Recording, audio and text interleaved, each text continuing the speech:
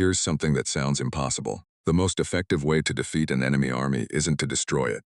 It's to make it surrender to you, on its own, before the real fighting even starts. Not beaten, not overrun, just done.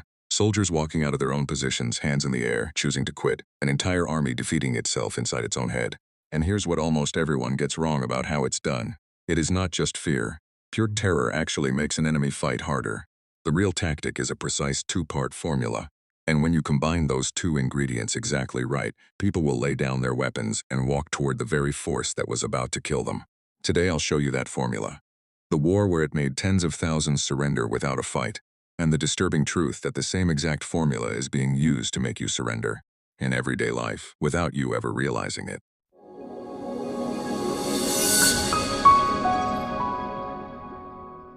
(1991) The Gulf War. One of the most lopsided surrenders in modern history was unfolding in the desert, and it wasn't really happening with bullets. Iraqi soldiers were giving up in staggering numbers. By the end, well over 80,000 of them had surrendered to coalition forces. Many barely fought at all. The common pattern was a short, token resistance, and then the white flags. Soldiers abandoned their tanks and walked west across the open sand, hands raised, often holding a single piece of paper they'd been told to carry. Those papers were leaflets, dropped from the sky by the millions. And they weren't random propaganda. They were psychological instruments, engineered with surgical precision. There are even accounts of Iraqi soldiers so desperate to surrender that they tried to give themselves up to an unmanned drone flying overhead, surrendering to a machine, because the message had reached them that deeply. This was not an army beaten in battle. This was an army that had been convinced to quit, its will dismantled before the ground war even truly began. And the people who did it weren't relying on fear alone. They were using a formula thousands of years old, refined to perfection. A precise combination of two psychological forces that, together, make surrender feel not just acceptable, but like the only sane choice left. Over the next 20 minutes, I'll show you both ingredients. Why each one alone fails, why together they're unstoppable, and then the part that matters most. How this identical formula is used to make ordinary people surrender every day, in scams, in sales, in relationships. Let's start with why the obvious approach, just terrifying the enemy, doesn't actually work. Most people assume the way to make an enemy surrender is simple. Terrify them enough and they'll give up. But every great commander in history learned the hard way that this is dangerously wrong. Because fear, by itself, often does the opposite of what you want. Think about a cornered animal. When a creature believes it's trapped, with no way out and death certain, it doesn't lie down. It explodes, fighting with a desperate, suicidal fury because it has nothing left to lose. Humans are exactly the same. A soldier who is terrified and believes he's going to die no matter what becomes the most dangerous enemy on the battlefield. If surrender means death, and fighting means death, he'll choose to fight, and take as many of you with him as he can. The ancient strategists understood this perfectly. They warned that when you completely surround an enemy and leave them no escape, you create what they called death ground. And on death ground, men fight like demons, because despair has freed them from the fear of dying. Trapping an enemy totally doesn't make them surrender, it makes them fight to the last breath. So here's the puzzle that the masters of psychological warfare had to solve. Fear is essential. A confident, hopeful enemy won't surrender either. But pure fear, fear with no way out, backfires into desperate resistance. So how do you use terror to make someone quit instead of making them fight harder? The answer is the two-ingredient formula. You need fear, but a very specific kind of fear. And then you need a second ingredient that fear alone is missing. Get the first one right, and you break their hope. Get the second one right, and you give that broken hope somewhere to go. Let's build it, piece by piece. Most people assume the way to make an enemy surrender is simple. Terrify them enough, and they'll give up. But every great commander in history learned the hard way that this is dangerously wrong. Because fear, by itself, often does the opposite of what you want. Think about a cornered animal. When a creature believes it's trapped, with no way out and death certain, it doesn't lie down. It explodes, fighting with a desperate, suicidal fury because it has nothing left to lose. Humans are exactly the same. A soldier who is terrified and believes he's going to die, no matter what, becomes the most dangerous enemy on the battlefield. If surrender means death, and fighting means death, he'll choose to fight, and take as many of you with him as he can. The ancient strategists understood this perfectly. They warned that when you completely surround an enemy and leave them no escape, you create what they called death ground. And on death ground, men fight like demons, because despair has freed them from the fear of dying. Trapping an enemy totally doesn't make them surrender. It makes them fight to the last breath.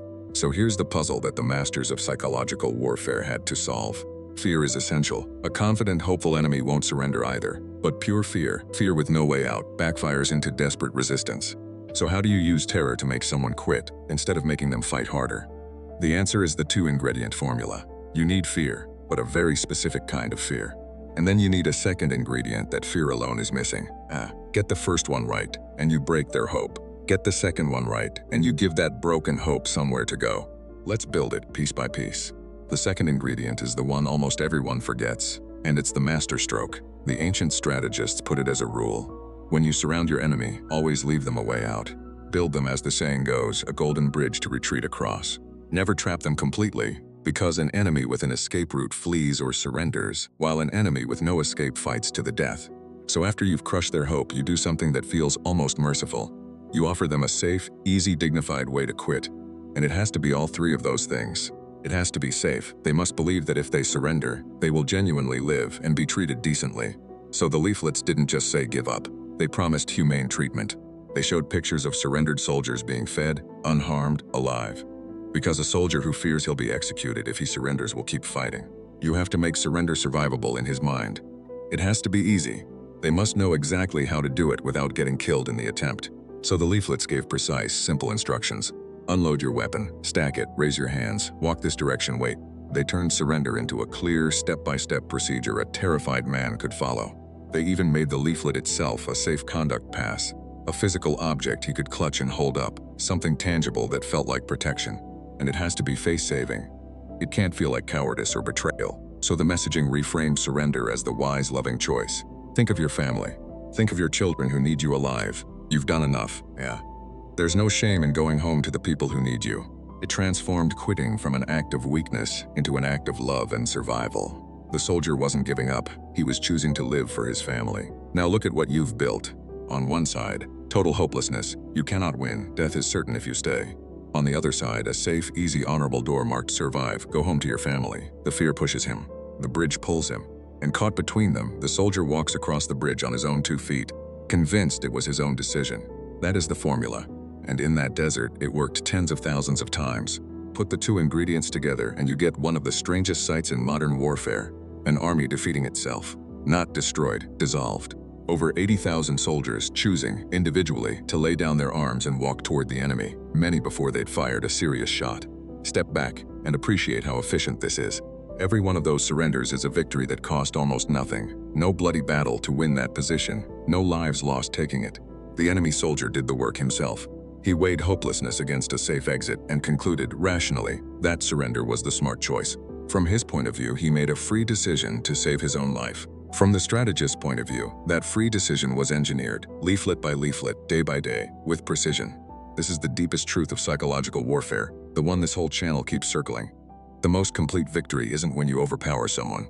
It's when you arrange their reality so carefully that they choose to do exactly what you wanted, and feel it was their own idea. The defeated soldier doesn't even feel manipulated.